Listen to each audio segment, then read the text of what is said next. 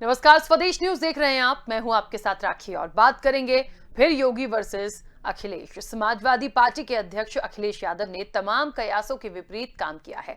उन्होंने लोकसभा से इस्तीफा दे दिया है। उनके साथ ही आजम खान ने भी रामपुर लोकसभा सीट छोड़ दी है। आजमगढ़ और रामपुर को समाजवादी पार्टी का गढ़ माना जाता है। अब आजमगढ़ के साथ रामपुर में लोकसभा का उपचुनाव होगा। उत्तर प्रदेश में समाजवादी पार्टी के 5 में से 2 सांसदों के इस्तीफा देने के बाद लोकसभा में उनका संख्या बल कम हो जाएगा। अखिलेश और आजम खान के इस्तीफा दे देने के बाद अब 2024 से पहले उत्तर प्रदेश के आजमगढ़ और रामपुर में लोकसभा के उपचुनाव होंगे। माना जा रहा है कि समाजवादी पार्टी के अध्यक्ष और पूर्व मुख्यमंत्री अखिलेश यादव ने लोकसभा सदस्य के पद से इस्तीफा देकर एक तीर से कई निशाने साधे हैं। अब वो 26 मार्च को होने वाली समाजवादी पार्टी के विधायक दल की बैठक में निर्विरोध नेता चुने जाएंगे और इसके साथ ही विधानसभा में भी वो भाजपा को कड़ी चुनौती पेश करेंगे। यह भी माना जा रहा है कि विधान परिषद के चुनाव में भाजपा को बड़ी जीत मिलेगी। ऐसे में अखिलेश यादव और आजम खान के इस कदम से समाजवादी पार्टी को विधानसभा में मजबूती मिलेगी और अब सीधे तौर पर अखिलेश यादव विधानसभा के साथ साथ सड़क पर भी जनता की आवाज खुलकर उठा सकते हैं। अब विधानसभा में अखिलेश यादव तो योगी आदित्यनाथ के सामने होंगे। यानी ये कहना गलत नहीं होगा कि देखिए, भले सरकार में ना सही लेकिन पूरी प्लानिंग के तहत चल रहे हैं कि आखिरकार विधानसभा में पहुंचना है और निर्विरोध चुना जाना है, या कुल मिलाकर हम ये कहें कि नेता प्रतिपक्ष की भूमिका में यदि आना है तो क्या करना होगा। इसलिए बहुत ही मुझे लगता है विचार करके उन्होंने लोकसभा से इस्तीफा दिया और वहां से चलिए कोई ना कोई फिर आ जाएगा। लेकिन यहां पर जाके जो पैठ बनाने की कोशिश है आने वाले समय में, ये एक उनकी प्लानिंग है और वो बात है ना जो कहीं ना कहीं इस पूरी निकल कर आई है, इस पूरी एक रिपोर्ट में भी, कि एक तीर से बहुत सारे लोगों को साधने का प्रयास है। कैसा होगा जब हम विधानसभा में योगी आदित्यनाथ और अखिलेश यादव को देखेंगे आमने सामने। तो निश्चित तौर पर क्योंकि ये जो पूरा इलेक्शन था इन्हीं दोनों पर था और इन्हीं दोनों के साथ साथ जो नतीजे आए हैं वो भी आए हैं। पहले से काफी अच्छी बढ़ोतरी लेकर समाजवादी पार्टी आई, भले ही सत्ता में ना आ पाई हो, लेकिन ठीक है, वो प्रयास उनका एक था कि उन्होंने काम किया, उन्होंने मेहनत की। अब आगे की स्ट्रेटेजी क्या है, हम विस्तार से चर्चा करेंगे। हमारे साथ मेहमान जुड़े हैं। सबसे पहले मैं आपका परिचय करा दूं। भारतीय जनता पार्टी का पक्ष रखने के लिए कंचन द्विवेदी जी हमारे साथ जुड़ी हैं। कंचन जी, बहुत स्वागत चर्चा में जुड़ने के लिए। और सपा का पक्ष रखने के लिए अकमल इमाम जी हमारे साथ जुड़े हैं। अकमल इमाम जी, आपका भी बहुत स्वागत है। चर्चा की शुरुआत सबसे पहले कंचन जी आपसे करना चाहती हूं। क्या लग रहा है ये एक बात कि वाकई में अखिलेश यादव जो हैं नेता प्रतिपक्ष की भूमिका में आकर कुछ धूम धड़ाका करना चाह रहे हैं विधानसभा में, इसलिए लोकसभा छोड़ा, या फिर ये जो बात है कि कुछ ना कुछ तो है क्योंकि ऐसे ही तो छोड़ते नहीं? क्या समझ पा रही हैं और क्या इसका एक आकलन निकाला जाए? राखी जी, पहले तो बहुत बहुत नमस्कार आपको और आपके पैनल को भी बहुत बहुत नमस्कार। बाकी ठीक है, अखिलेश जी का निर्णय है। अखिलेश जी जो कर रहे हैं बहुत सोच समझ करके कर रहे हैं। वो पहले से ही बड़ा कयासों को हटाते हुए और उन्होंने बहुत सारे निर्णय ऐसे लिए हैं। लेकिन वही बात है ना कि जब आप रीजनल पार्टी होकर सीजनल हो जाएंगे तो फिर यही सारे परिणाम आएंगे जैसे कि विधानसभा में आपको मिला। बाकी मैं आपको एक बात बताऊं कि वो भले ही सीट बदल रहे हो, ठीक है, आप लोकसभा छोड़ करके विधानसभा आ रहे हो, लेकिन परिणाम तो वही है ना कि जब तक आप सीट बदलते रहेंगे, अपनी जो आपकी नीति है वो नहीं बदलेंगे, तब तक आप कहीं पर भी सफलता नहीं पा सकते। और फिर इसका साक्षात प्रमाण जो है वो मिल रहा है, क्योंकि आजम खान उनके साथ में ही सीट छोड़ रहे हैं। तो अगर आप अपनी कार्यशैली नहीं बदल पाएंगे ना, तो फिर आप काम में कभी कुछ भी फल पाने वाले नहीं है।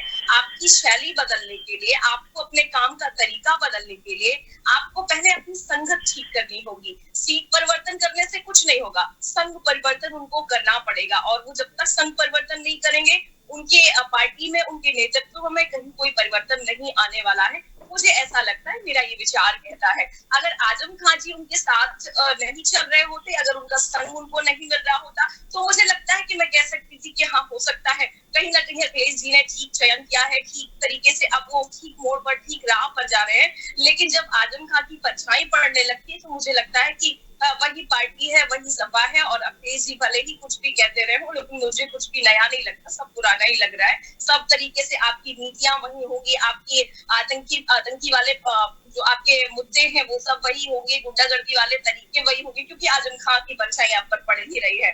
तो इसलिए मैं नहीं मान सकती कि वो कुछ भी नया करेंगे। बाकी अब स्थिति जो भी है वो देखते हैं कैसे बनती है, क्योंकि हमारी जो पार्टी है वो बहुत विचारपूर्ण तरीके से इन जो भी हमारे ऊपर इल्जाम लगते हैं या फिर जो भी हमारी विपक्ष पार्टी कभी भी जिन मुद्दों को उठाती है हम उन्हें पूरा करने की या फिर खत्म करने की कोशिश करते हैं किसी भी प्रयासों से। लेकिन अखिलेश जी ने ऐसा अभी तक भरकर प्रयास करने के बाद भी नहीं कर पाया। तो इससे आप भी समझ सकते हैं कि वो कुछ भी करें लेकिन जो उनकी वो परछाई है वो कभी पीछा नहीं छोड़ी। कहते हैं हमारे यहाँ पर कि कर्म पीछा नहीं छोड़ते, वो हमेशा बने ही रहते हैं। तो वैसे ही आजम खान उनके पीछे पीछे चल रहे हैं, मुझे ऐसा लगता है। ठीक है, अकमल इमाम जी, क्या माना जाए कि कहीं न कहीं विधानसभा में मजबूत विपक्ष देने की तैयारी है समाजवादी पार्टी की, क्योंकि विधायक काफी अच्छे निश्चित तौर पर चुनकर आए हैं, सीटें भी अच्छी आई हैं, भले ही थोड़ा अंतर हो लेकिन ठीक है, एक पिछले रिकॉर्ड से देखें तो बढ़त के तौर पर आए हैं। तो विधानसभा में जाने का मकसद है, और है तो उस मकसद से हम क्या समझें? देखिए राखी जी, जनता ने हमें चुनाव जिताने का मन बनाया था, लेकिन भ्रष्ट प्रशासन और बेईमानी के तंत्र ने हमको हराया। और ये जेन्युइन हार जनता की हार है, लेकिन हम जनता के साथ हैं। इसलिए हमारा दायित्व तो बनता है कि हम जनता की बात, इस अंग्रेज समर्थक काले अंग्रेजों की सरकार के खिलाफ हम लोग जनता के लिए खड़े हो सकें। ये जनता के खिलाफ काम करने वाले जो लोग हैं, जो आज सत्तासीन हैं, ये जनता के खिलाफ जो निर्णय, जैसे कल ही देखिए 50 रुपए गैस का बढ़ा दिया और डीजल पेट्रोल पर दाम बढ़ा दिया, बढ़ने का शुरू हो गया मामला इनका। बिके हुए लोग हैं, तो इनकी सरकार है, जनता के खिलाफ जो काम ये करने वाले हैं उसके लिए हमें खड़े होकर के इनका विरोध करना है। जनता ने चूंकि हमको सदन में पहुंचने का मैंडेट दिया, तो हमें जनता की बात को उठाना है, समझाना है। मजबूत विपक्ष किस तरीके से सरकार जनता के खिलाफ काम कर रही है उसके सामने खड़े होकर के सीना तान करके अगर हम जनता की लड़ाई सदन में लड़ सकते हैं, लड़ना भी चाहिए हमें, जनता ने इसका अधिकार हमें दिया, तो हमें जरूरत इस बात की थी कि हम सदन में उत्तर प्रदेश की विधानसभा में खड़े हों। और आदरणीय अखिलेश यादव जी का निर्णय बहुत ही साहसिक है कि लोकसभा का छोड़ करके सीट और एक विधायक के रूप में वो अगर उत्तर प्रदेश के लोगों की बात करना चाहते हैं, बात उठाना चाहते हैं, तो उनको साधुवाद और धन्यवाद देना चाहते हैं। और साथ में आजम खान लोग ये भी करके भारतीय जनता पार्टी के लोगों में बड़ी ऐसी रहता है कि जब भी कोई पढ़ा लिखा ढंग का इंसान, पढ़ा लिखा और ढंग का इंसान भारतीय जनता पार्टी के नेताओं सामने खड़ा होता है, जिनकी चिट्टी पिट्टी नहीं जाती, उल्टी पुल्टी बात बोलने लगते हैं।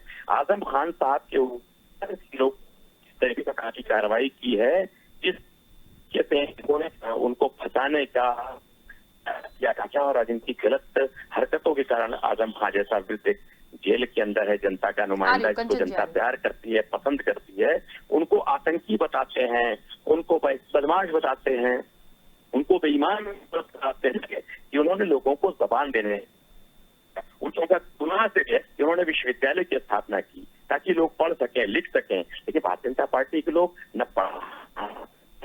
पढ़ना चाहते हैं, क्योंकि जब लोग पढ़ लिख जाएंगे तो इनसे सवाल पूछेंगे और सवाल से ये डरते हैं। तो आजम खान का विरोध करना, आजम खान की बात करना, आजम खान को लेकर के हिंदू मुसलमान करना, इनकी राजनीति का एक मुद्दा है, राजनीतिक मुद्दा है। कहीं से भी ये पार यादव की बातों, इसलिए ये लोगों का विरोध करते हैं। और ये लोग अगर आतंकी या बदमाशी गुंडई की बात करते हैं, जैसे बोल रही थी अभी भाजपा की प्रवक्ता, तो इन्हें अपने अंदर झांकना चाहिए कि वो कांधार में ले जाकर के आतंकियों को छोड़ने वाले लोग कौन थे, वो पुलवामा कांड के बाद जांच नहीं कराने वाले लोग कौन थे, वो जो पठानकोट में आतंकी हमला हुआ उसमें आईएसआई को बुला करके जांच कराने वाले कौन थे। भाई गुजरात में इतना बड़ा तांडव हुआ, दिल्ली के अंदर इतना बड़ा दंगा हुआ, इनके जो अनुराग ठाकुर और कपिल मिश्रा जैसे नेता ये आतंकवादी समर्थक नहीं तो और कौन है। इनको डर है, इनको भय है। हम अखिलेश यादव जी को और आजम खान साहब को बार बार सलाम करते हैं, प्रणाम करते हैं उत्तर प्रदेश की जनता की तरफ से कि उन्होंने उत्तर प्रदेश के लोगों का मान सम्मान, उनकी आवाज बनने का काम किया और विपक्ष के रूप में बैठ करके जिस तरीके से मजबूती के साथ उत्तर प्रदेश के लोगों की बात सरकार के खिलाफ उठाएंगे, उत्तर प्रदेश के लोग चाहते हैं, उसके लिए वो आए, उसके लिए बहुत बहुत धन्यवाद। ठीक है, कंचन जी कुछ कहना चाह रही थी, बोलिए पहले।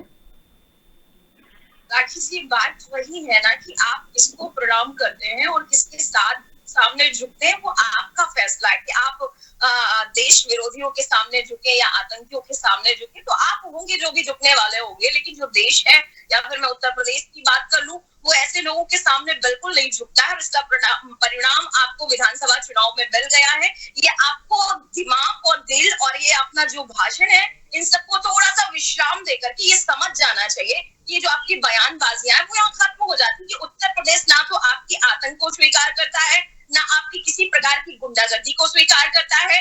अगर एक गुंडा खड़ा होकर के ये बयानबाजी करेगा कि अभी तक जब मैं शासन में आ जाऊंगा तो कोई भी ट्रांसफर नहीं होगा, कोई भी अधिकारी वहां नहीं जाएगा, पहले उनका हिसाब लिया जाएगा। तो ये जो जनता सुन रही होती है ना, उसको मालूम होता है कि अगर ये आज स्थिति इनकी है तो आगे अगर शासन में गलती से भी आ गए तो ये हमारा क्या करेंगे। इसलिए वो आतंक के नीचे कभी झुकने वाले नहीं। आप प्रणाम करिए, आपकी कोई मजबूरी होगी आप करिए, लेकिन जनता बिल्कुल नहीं करती। इसका आपको साक्षात परिणाम और जो भी आपको दिख रहा है वो अच्छा दिख रहा है। अगर ये आप समझेंगे ना, भाजपा की प्रवक्ता ये बताए कि आजम खान के ऊपर कौन से केस हैं, कौन से धारा में केस है? अरे कौन सी धारा में केस है? ये भाजपा की गंदी सरकार ने मुर्गी चोरी और बकरी चोरी का मुकदमा लाद के उनको जेल में बंद किया है। एक आतंकवाद का उनके ऊपर कोई आरोप तो बताइए।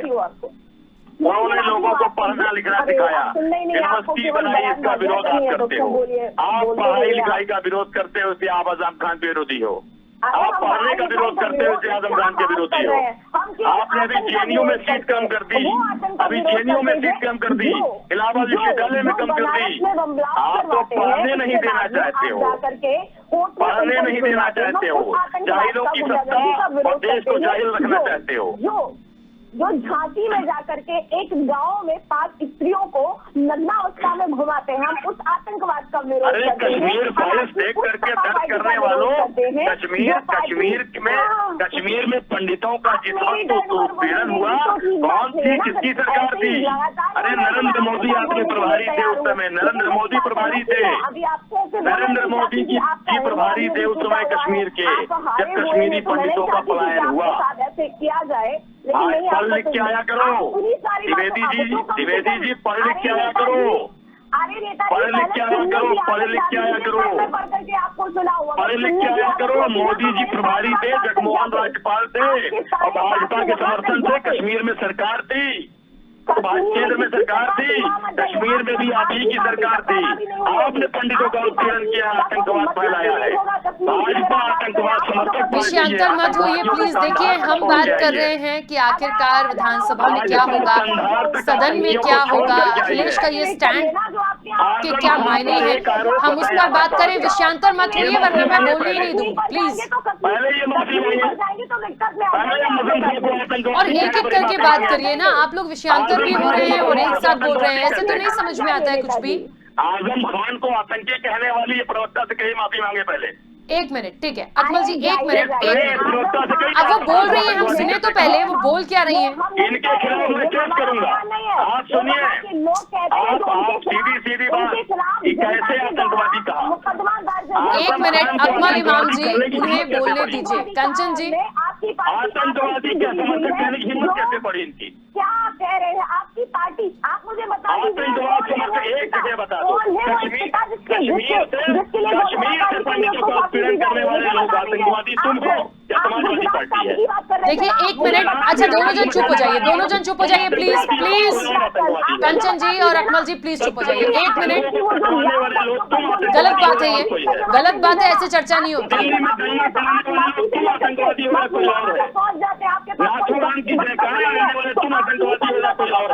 आपके पास कोई मुद्दा नहीं है, देख लीजिए, पहले अपने गठबंधन को सही करवा लीजिए। यहाँ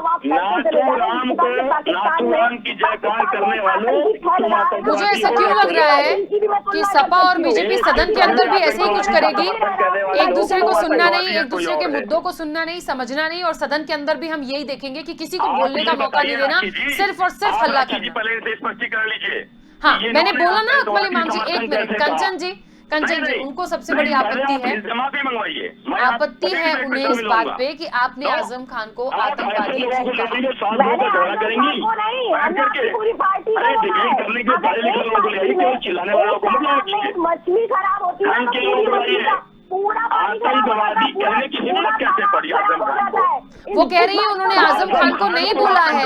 कहने की हिम्मत कैसे पड़ी महिला की? अकमल जी सुनिए तो, आप जाकर प्रणाम करिए। कंचन जी कह रही है, कंचन जी एक मिनट, एक तो एक साथ बोलोगे ना आप दोनों, तो आप दोनों को समझ में नहीं आएगा कि दोनों एक दूसरे को क्या बोल रहे हो। प्लीज एक मिनट। माफी मांगिए। अकमल जी, कंचन जी कह रही है कि उन्होंने आजम खान को नहीं बोला। अरे माफी वीर सावरकर के चलो माफी मांगना तुम्हारे लिए कौन सी बड़ी बात है? आप जाओ, जा करके उनके चरणों को छुओ, माफी वीर सावरकर के चेलों को माफी मांगना तो आता ही है। मैं या फिर जनता सावरकर के चेलों को तो माफी मांगना आता ही है, माफी मांगो आप। परिणाम स्वरूप आपको दिखा दिया गया है। आजम खान को आतंकवादी कहने वालों को माफी मांगनी पड़ेगी। आप माफी मांगिए कि आपने देश के साथ में क्या क्या किया है। आप माफी मांगिए कि आपके पार्टी में ऐसे लोग भी हैं आतंकवादियों को कांधार किसने छोड़ा? पिता स्वरूप आप आतंकवादियों को कांधार किसने छोड़ा? मतलब ये पता है गांधी की हत्या किसने की? बहुत गलत बात है, ऐसी गांधी उम्मीद के नहीं करती। हत्यारों को का जयकार करने वाले लोग आतंकवाद की परिभाषा बताएंगे। हो गया आतंकवाद, हो गया। गांधी जी की हत्या करने वाले लोगों का महिमा मंडन करने वाले आतंकवाद पर ध्यान देंगे। गांधी जी पर मत जाइए, फिर लंबा हो जाएगा। गांधी जी की हत्या करने वाले लोग आतंकवाद पर ध्यान देंगे। नहीं आते बस गांधी के हत्यारे आतंकवाद की बात बताएंगे तो दो। मुझे तो लगता है सारे प्रवक्ता ऐसे ही होते हैं, आपके यहाँ के सारे प्रवक्ता अरे आप चिल्लाओ सिर्फ, आप माफी मांगो। मैंने कायदे से सुना, लेकिन तुमने किस तरीके से आजम खान को क्यों आतंकवादी कहा? तुमने आतंकवादी कैसे कहा आजम खान को? तुम्हारी हैसियत कैसे हुई कहने की?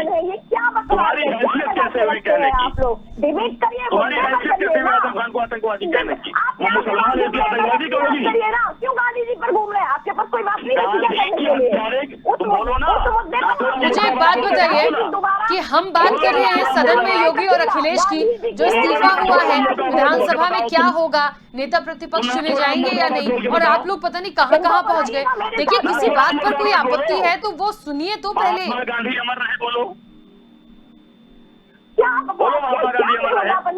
अकमल इमाम जी क्या हो गया? क्या कर रहे हैं कंचन जी आप चैनल पे बैठा के किसी को आतंकवादी कहलाएंगे राखी जी?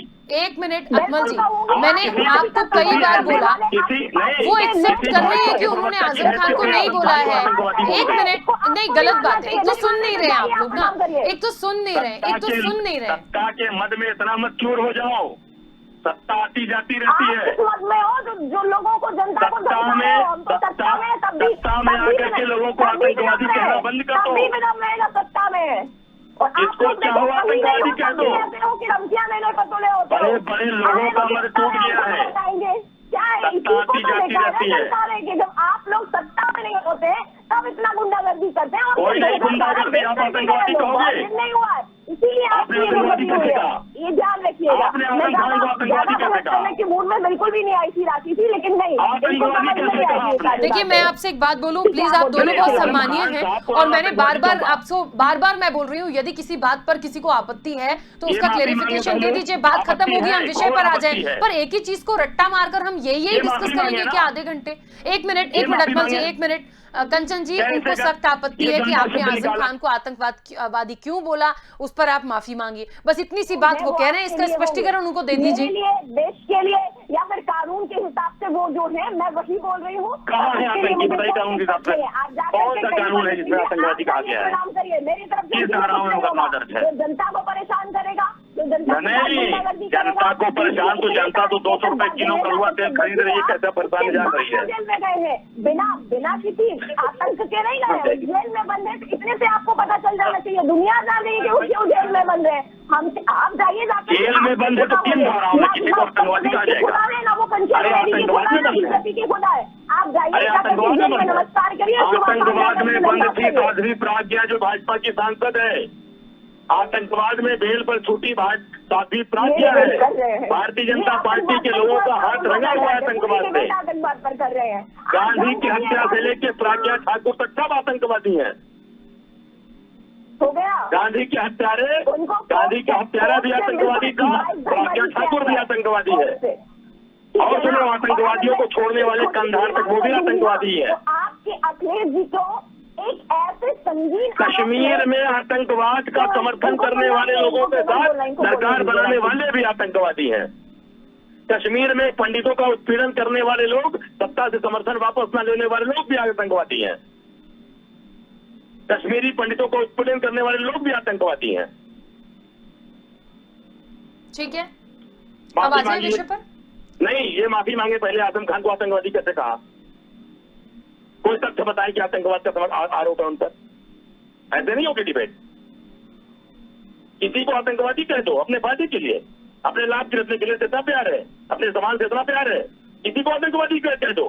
अरे पढ़ लिख के आओ, पढ़ लिख के व्हाट्सएप यूनिवर्सिटी से नहीं चलता। जिसकी पार्टी की प्रवक्तागिरी का हर एक देखने वाला ये व्यक्ति जानता होगा कि आजम खान कौन है और क्यों जेल में है। मुझे क्यों बहस करवा रहे हैं? आजम खान ने एक विश्वविद्यालय बनाया जिससे आज की किरकिरी हो गई, इसलिए जेल में है। हंस रहे होंगे जो लोग देख रहे होंगे, उत्तर प्रदेश के लोग, वो हंस रहे होंगे आप पर। क्यों कर रहे हैं अकमल साहब? और कौन पढ़ा लिखा है, कौन अनपढ़ है, ये डिबेट देखकर ही लोग जान जाएंगे।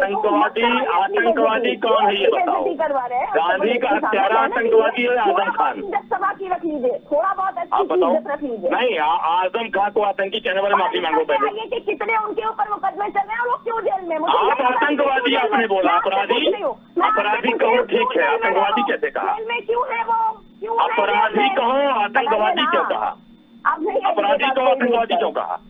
अपराधी और आतंकी में फर्क होता है। मैं पेशे से वकील हूँ। सुनो, मैं इलाहाबाद हाईकोर्ट का अधिवक्ता हूँ। बात सुनो, देखिए ऐसे नहीं होता। बात सुनो, मैं इलाहाबाद हाईकोर्ट का बहुत अधिवक्ता मुझे हूँ। बहुत अजीब पहले ये लग रहा बताओ है। आतंकवादी आप लोग कैसे कई बार आता मेरे साथ चर्चा में रहे हैं, बट ऐसा मैं पहली बार देख रही हूँ। कुछ नहीं राखी जी, जब तक ये माफी नहीं मांगेंगी हम बात नहीं करने देंगे। मैं समझ रही हूँ अकमल जी, लेकिन वाकई में आप लोग मतलब हमेशा मेरे साथ चर्चा में आए, पर इस तरह से मैंने कभी नहीं देखा आप ये लोगों तरीका है। को। और तो कैसी इस जिद। तरह की प्रवक्ता आप पर बैठाया कीजिए, जब ऐसे लोगों को बैठाया कीजिए तो मुझे मत बुलाया कीजिए। मैं ऐसे लोगों से मुंह नहीं ले सकता। इनको बोलना अकमल इमाम जी, अच्छा एक बात बताइए, आप कंचन जी के साथ पहली बार तो नहीं है ना चर्चा में? ये खुद ही बोल रहे हैं कि माफ कीजिए, मैं पीछे को नहीं बोलना चाहता। माफी मांगू, मेरे पास ऐसा गलत तथ्य पेश करने वालों को लोग बात नहीं करूंगा। माफी मांगूंगी। ऐसा राखी जी अगर ढंग के प्रवक्ता को बुला सकिए, केसी जैन साहब को बुलाती हैं, आप बुलाया कीजिए। ऐसे लोगों को बुलाती हैं इनको कुछ जानकारी नहीं, खाली उनको व्हाट्सएप यूनिवर्सिटी चलानी है तो नहीं चल सकता। इनके हिसाब से चलेगा, क्योंकि इनकी देखिए मुझे ऐसा लगता है, देखिए किसको बुलाना है किसको नहीं बुलाना है ये हमारा निर्णय है। मेरे सवालों के जवाब देना आपकी जिम्मेदारी है। तीसरी चीज ये है कि अकमल इमाम जी, आप पहली बार थोड़ी है इनके साथ चर्चा में। यदि कोई बात लगी है आप बिल्कुल आपत्ति लीजिए, मैं आपत्ति लेने के लिए मना नहीं कर रही, लेकिन हम एक ही चीज को लेकर पिछले 20 मिनट से डिस्कस कर रहे हैं। जो आदमी 7 बार का एमएलए हो, देख लीजिएगा, सुनिए, मैंने हमेशा अच्छा मेरी बात सुनिए, बोला है और मैं बोलूंगी। मेरी बात सुनिए राखी जी, ठीक है। दूसरी बात कंचन जी एक बात आपसे भी कहना चाहती हूँ, एक मिनट। अब आप लोग को सुनना भी नहीं होता ना, परेशानी है, सुनिए तो। अकमल जी एक मिनट, नहीं तो फिर आप कह देंगे कि मेरा साइड नहीं ले रहे हैं, आप उनका साइड ले रही है। एक मिनट मुझे क्लियर करने दीजिए, मुझे क्लियर तो करने दीजिए। अकमल इमाम जी एक पॉइंट क्लियर हुआ, ठीक है। दूसरा ये कंचन जी आपसे भी मैं कहूँ, यदि कोई आपत्ति इनको आई है तो वो आतंकवादी हैं या अपराधी है, कोई बात हो गई है, टंग स्लिप हो गई है, कुछ और हो गया है, तो हम उसको बोल सकते हैं, बोलने में दिक्कत नहीं है। आपकी अपनी जिद है, उनकी अपनी जिद है, ऐसे कैसे डिबेट होती है बताइए? अगर कोई गलती हो तो मानने के लिए बढ़िया, भारतीय जनता पार्टी हमेशा ये बात स्वीकार करती है उससे कोई गलती होती है, लेकिन जब गलती नहीं है तो मैं क्यों बोलूं? और भारतीय जनता पार्टी की तो ये शैली ही नहीं है ना कि जो नहीं किया उसके लिए बोला जाए। आप होंगे गुंडा, रहेंगे कहीं के भी गुंडे होंगे, लेकिन भारतीय जनता पार्टी को थोड़े ना डरा पाएंगे। हाँ बोलिए अकमल इमाम जी। भारतीय जनता पार्टी की प्रवक्ता को डरा पाएंगे। ठीक है कंचन जी, ठीक है होंगे। राखी जी एक मिनट मुझे बोलने दीजिए। बोलिए। एक व्यक्ति जो 7 बार का एमएलए हो, उत्तर प्रदेश सरकार का मंत्री रहा हो, सांसद हो, ठीक है, जनता ने चुन के भेजा हो जिसको, जिसके ऊपर सिर्फ इल्जाम इतना है कि उन्होंने एक विश्वविद्यालय है और उसमें कुछ लोगों ने खड़े होकर के कहा कि हमारी जमीन पर जबरदस्ती बना है, जमीन का कर दिया। आपराधिक मुकदमे हो सकते हैं, किसी को आप अपराधी कह सकती हैं, आतंकवाद बहुत बड़ी चीज है। आतंकवादी अगर देखना है तो उठा के मैं प्रज्ञा आपकी पार्टी को ठाकुर अभी की चार्जशीट देखें कि प्रज्ञा ठाकुर कौन है। कनेक्शन है, नहीं तो आप प्रज्ञा ठाकुर कौन है, पहले इसको देखिए। आतंकवाद के लिए फांसी की सजा दी गई है। प्रज्ञा ठाकुर भोपाल की सांसद भाजपा की है, उसको ठीक देखना है, चाहिए वो चलिए। कौन है। चलिए, डिबेट का तो समय हो गया है, अब आप लोग भोपाल की- आपस में लड़ते रहिएगा, बाद में डिस्कशन करते रहिएगा किसका क्या आरोप है। बट बहुत बुरा लगा मुझे, ऐसे नहीं होता। क्या ठीक है, चलिए, आप दोनों का बहुत शुक्रिया इस चर्चा में जुड़ने के लिए। सदन में क्या होगा, योगी और अखिलेश एक बार फिर आमने सामने की तैयारी में हैं, क्योंकि अखिलेश यादव लोकसभा से इस्तीफा दे चुके हैं और निश्चित तौर पर एक निर्विरोध चुनकर वो आएंगे विधायक दल की बैठक में। तो पूरी एक तैयारी है नेता प्रतिपक्ष की। यदि वो आते हैं तो आमने सामने योगी अखिलेश होंगे और फिर सदन का नजारा क्या होगा ये वाकई देखना बहुत दिलचस्प होगा, क्योंकि बहुत सारे मुद्दे, बहुत सारी बात है। और अब ये तो नहीं कह सकती कि हार की कीज निकाली जाएगी या कुछ और होगा, लेकिन फिर भी बहुत कुछ देखने के लिए मिलेगा। और इस चर्चा में भी मैंने देखा कि कहां से बात निकली और कहां तक गई है। क्या ठीक है, फिलहाल चर्चा में इतना ही। दीजिए इजाजत, नमस्कार।